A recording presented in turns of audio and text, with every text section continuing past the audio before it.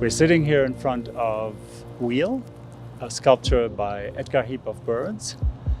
It has been in the museum for actually almost 2 decades now, and used to be closer to the building that we just renovated. And during the renovation process, we had the opportunity to position it here on this open field between the library, the art museum, the museum residences. So right in the center of our campus. This is a visual commitment that we've made to centering Indigenous perspectives, Indigenous voice within our galleries, within our museum, but also acknowledging this place here on this land. You know, the Denver Art Museum, we recognize that we sit on the homeland of the Ute, the Cheyenne and the Arapaho nations, and having this work by a Cheyenne and Arapaho artist really represent kind of not only the connection to this place, but also the histories that are connected to this place, to all the people that have come through this place, both the good and the bad.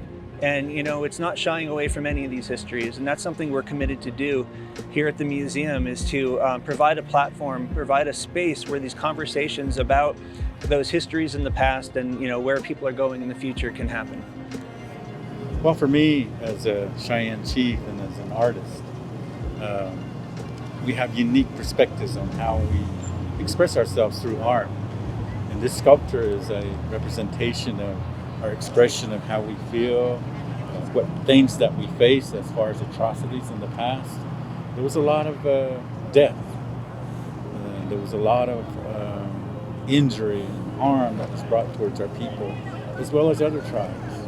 And this is one way to actually start our healing process of making it better for our people, acknowledging that atrocity, but also to remember that the strength and empowerment that we have with these expressions of art is real, and they are real living things. We're the ones as artists that brings them to life.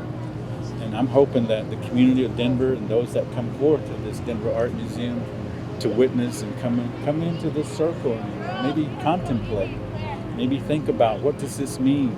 That's part of that ongoing healing. A place to contemplate, a place to reflect, but also a place to understand and educate themselves about what art is really about.